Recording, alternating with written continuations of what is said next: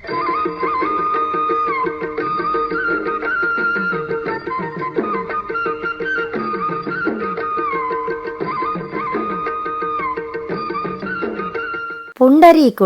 పూర్వం పుండరీకుడనే బ్రాహ్మణుడు ఉండేవాడు. అతని భార్య సుచరిత. ఆ దంపతులిద్దరూ పాండురంగని భక్తులు. పాండురంగ విఠలుణ్ణి దర్శించడం కోసం ఒకప్పుడు ఆ ఊళ్ళో ఉన్న భక్తులంతా గుంపులు గుంపులుగా కూడి భజన చేస్తూ పండరీపురానికి బయలుదేరారు. సుచరిత ఇది చూసి భర్తతో, ఏమండి, మనం కూడా పండరీపురం వెళదామా అని అడిగింది. ఇంట్లో శతవృద్ధులై అన్నిటికీ మనపైన ఆధారపడి ఉన్న తల్లిదండ్రుల్ని విడిచి మనం ఎక్కడికి వెళ్ళడానికి వీలు? మనకి ఇల్లే పండరీపురం. ఆ పాండురంగ విఠలుణ్ణి మనసులో ధ్యానించుకుంటూ ఈ ముసలి దంపతులకు సేవ చేయటం కన్నా మనకి మరొక ఆలోచన ఉండకూడదు అన్నాడు పుండరీకుడు. మనసులో గట్టిగా ఆ భక్తులతో పాటు వెళ్లాలని ఉన్న సుచరిత పైకి ఏమీ అనలేక ఊరుకుంది. తక్కిన భక్తులంతా అనుకున్న ప్రకారం బయలుదేరి పుండరీపురం వెళ్ళిపోయారు. ఆ వెళ్లిన భక్తులకు కూడా ఇళ్లల్లో ముసలి తల్లిదండ్రులో లేక రోగిష్టి భర్తలో భార్యలో పిల్లలో లేకపోలేదు. కాని వాళ్ళు పుండరీకునికి మళ్ళీ మనం వెడితే వీళ్ల గతేమి కాను అని ఆలోచించక ఎవళ్ల కర్మ వాళ్లది, వీళ్ల కోసం మనం పండరీపురం వెళ్లటం మానుకుంటామా అని నిశ్చింతగా చక్కాపోయారు. పుండరీకుడు మటుకు తాను పండరీపురం వెళ్ళలేకపోయినందుకు కొంచెమైనా దిగులు పడలేదు. ప్రతిరోజు పొద్దున్నే లేచి 1000 మంది పరిచారకుల పెట్టు అయి తల్లిదండ్రులకి సేవ చేసేవాడు. పాపం, వాళ్ళు కూచుంటే లేవలేని ముసలివాళ్లు. వాళ్లకి వెచ్చటి నూనె ఒళ్లంతా రాసి నలుగు పెట్టి గోరువెచ్చటి నీటితో స్నానం చేయించేవాడు. తెల్లటి మెత్తటి శుభ్రమైన తువ్వాలతో తుడిచి తేలిక బట్టలు కట్టించేవాడు. చెయ్యి ఊత ఇచ్చి లోపలికి తీసుకొచ్చి దేవతార్చన పీఠానికెదురుగా పీటల మీద కూర్చోపెట్టి తండ్రికి సంధ్య వార్చుకునే నిమిత్తం జారి తెచ్చి ఇచ్చేవాడు. తండ్రి చాలా గొప్ప పండితుడు, భక్తుడు, కర్మిష్ఠిని. అయితేనే ముసలితనం వల్ల జ్ఞాపక శక్తి తగ్గిపోయి దేవతార్చన చేసుకునేటప్పుడు మధ్య మధ్య మంత్రాలు కూడా మరిచిపోయేవాడు. పూజ అయ్యేదాకా పుండరీకుడి దగ్గర కూర్చుని తండ్రి మరిచిపోయి తడబడుతున్న మంత్రాలు జ్ఞాపకం చేస్తుండేవాడు. ముసలితనం వల్ల ఆ తండ్రికి చూపు సరిగా ఆనేది కాదు. దేవతార్చన సమయంలో గంధం, అక్షతలు, యజ్ఞోపవీతం, పువ్వులు మొదలైన పూజా వస్తువుల కోసం ఆ వృద్ధుడు తడుముకుంటూ ఉంటే పుండరీకుడు వాటిని తీసి అందిస్తుండేవాడు. అదే సమయంలో తాను కూడా పాండురంగ విఠలునికి పూజ చేసి తులసి తీర్థాన్ని తల్లికి తండ్రికి ఇచ్చేవాడు. పంచభక్ష పరమాన్నాలు చేయించి భగవంతునికి నైవేద్యం పెట్టి తల్లిదండ్రులకు వడ్డించి తర్వాత తను తినేవాడు. ఆ ముసలి వాళ్లకి సహజంగా వృద్ధాప్యం వల్ల అస్తమానం చిరాకు, కోపం వచ్చేది. తాను కూడా వాళ్లతో పాటు చిరాకు పడక పుండరీకుడు వాళ్ళని చిన్న బిడ్డల్ని లాలించినట్టు లాలించేవాడు. వాళ్ళు ఏది కావాలంటే అది ఎంత అసాధ్యమైనా తెచ్చి ఇచ్చేవాడు.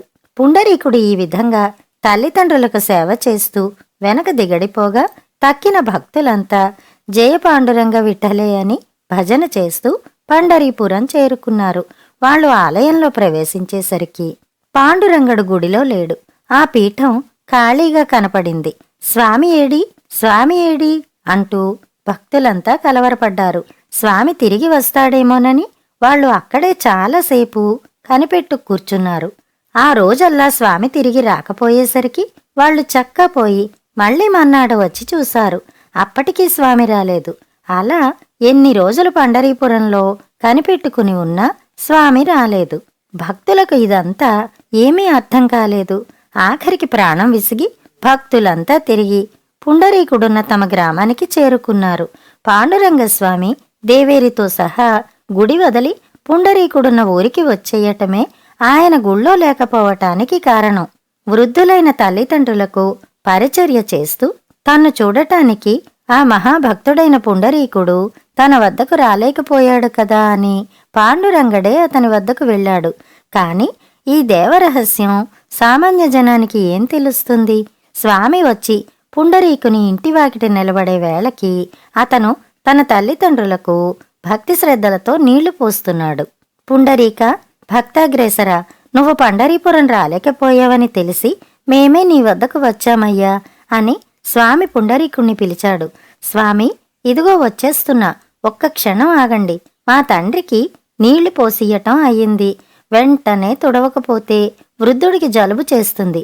తుడిచేసి లోపలికి తీసుకొచ్చి కూర్చోపెట్టి నీ దర్శనానికి వస్తానన్నాడు పుండరీకుడు. ఆ మాటలు విన్న సుచరిత ఆశ్చర్యపోయింది. భగవంతుడు దేవేరి సహా వచ్చి వాకిట నిలబడితే ఎదుర్రాక వస్తా అలాగే నిలబడి ఉండు అనవచ్చా? స్వామికేమి కోపం వస్తుందో అని ఆమె భయపడి చూస్తున్నది. కాని శాంతమూర్తి అయిన స్వామికి కొంచెం కూడా కోపం రాలేదు. వచ్చి వాకిట వడికట్టు మీద నిలబడ్డవాడు అలాగే నిలుచుండిపోయాడు. మరికొంతసేపటికి పుండరీకుడి తల్లిదండ్రుల్ని లోపలికి తీసుకువెళ్లి ఉతికి ఉంచిన బట్టలు కట్టించి దేవతార్చన పీఠానికి ముందు పీటలపై కూర్చోపెట్టి జారీ దగ్గర పెట్టి ఒక్క క్షణంలో వస్తానని తల్లిదండ్రుల అనుజ్ఞ తీసుకుని అప్పుడు పాండురంగస్వామికి స్వాగతం ఇవ్వటానికి బయటికి వచ్చాడు. పిలవగానే వెళ్ళక ఇంత ఆలస్యం చెయ్యటము, పైగా పని చూసుకు వచ్చే వరకు ఉండమనటము ఎంత పొరపాటు! అందులోనూ కేవలము స్వామితోనా ఇటువంటి జవాబులు చెప్పటం? స్వామి కోపంతో భర్తని ఏమంటాడో అని సుచరిత పాండురంగని కేసే చూస్తూ ఉంది. ఏం చిత్రమో, పాండురంగడేనా ఇప్పుడు ఆ పడికట్టు మీద నిలబడి ఉన్నది? కాదు, ఎవరో ముసిలాయన. ఎవరో ఏమిటి, తన మామగారిలాగే ఉన్నాడు. అప్పుడేగా తన భర్త మామగారిని స్నానం చేయించి లోపలికి తీసుకువెళ్ళింది.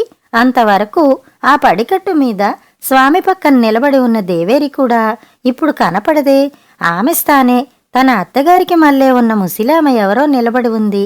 సుచరితకు ఒక్క క్షణంలో ఇదంతా అర్థమైపోయింది. తల్లిదండ్రులకు పరిచర్య చెయ్యటమే పరమధర్మంగా భావించి తన భర్త పండరీపురం వెళ్లలేదు. ఆ తల్లిదండ్రులకు పరిచర్య చేయటం మాకు పరిచర్య చేయటం లాంటిదే సుమా అని తనకు తెలపటం కోసం లక్ష్మీనారాయణులు తనకు అత్తమామల రూపంలో కనపడుతున్నారు అని ఆమె తెలుసుకుంది. పుండరీకుడు ఇంతలో లక్ష్మీ సమేతుడైన స్వామికి సాష్టాంగ నమస్కారం చేసి గరుడవాహన, జగన్నాథ, పుండరీకాక్ష, పాండురంగ అని అనేక విధాల స్తోత్రం ప్రారంభించాడు. పాండురంగడు, దేవేరి కూడా పరమానందభరితులై తమ అభయహస్తాలను అతని శిరస్సున ఉంచి, పుండరీక భక్తాగ్రేసర, వృద్ధులైన నీ తల్లిదండ్రులకు నీవు భక్తి తాత్పర్యాలతో చేసిన పూజ పరిచర్య మాకు చెందినై. కుమార, నీకేమి కావాలో కోరుకో అన్నారు. సుచరిత తన భర్త ఏం వరం కోరుతాడో అని వింటోంది. పుండరీకుడు, స్వామి, నాకు నా భార్యకు కూడా అందరి భక్తులకు మళ్ళీనే నీ సన్నిధిలో ఉందామని ఉంటుంది. కాని శతవృద్ధులైన నా తల్లిదండ్రులను విడిచి పండరీపురం రాలేము. మమ్మల్ని కటాక్షించడం కోసమని శ్రమపడి ఇంత దూరం ఎలాగా వచ్చారు గనక మీరిక్కడనే ఆగిపోండి, ఇదే నా కోరిక అన్నాడు. ఆ కోరిక విని సుచరిత ఆశ్చర్యపోయింది. తమ్ము కటాక్షించడానికి ఒకమారు స్వామి దేవేరితో వేంచేశాడు గాని శాశ్వతంగా ఇక్కడనే ఉండిపోమ్మంటే ఉంటాడా అనుకుంది. కాని పాండురంగడు తన భక్తుడైన పుండరీకుడు కోరిన ప్రకారం అక్కడే ఆ పడికట్టు మీదే దేవేరితో సహా ఉండిపోవటానికి ఒప్పుకున్నాడు. అంతేకాదు, గంగాదేవిని రప్పించి ఇక్కడ నేను ఉండిపోతున్నాను, అందుచేత ఇది ఇంకా గొప్ప పుణ్యక్షేత్రమై ఎక్కడెక్కడి భక్తులు నా దర్శనం కోసం ఇక్కడికే వస్తారు. వాళ్లకి స్నానపానాదులకు వీలుగా ఇక్కడ శుభ్రమైన నీటితో ప్రవహించే మంచి నది ఒకటి కావాలి. అందుచేత నువ్విక్కడ ప్రవహించు అని ఆజ్ఞాపించాడు. తక్షణమే అక్కడ గంగాదేవి నదిగా ఏర్పడింది. పుండరీకుని గ్రామమే పుండరీక క్షేత్రమైంది.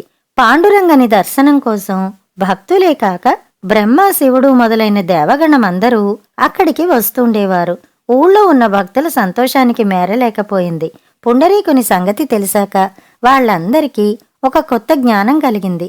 తమన్ని కనిపించి పెద్దవాళ్లని చేసి ఆఖరికి ముసలితనం వల్ల మూలపడి తమ మీద ఆధారపడి ఉన్న తల్లిదండ్రులకు పరిచర్య చెయ్యటమే భగవంతుణ్ణి సంతోషపెట్టటం అని వాళ్లంతా తెలుసుకున్నారు.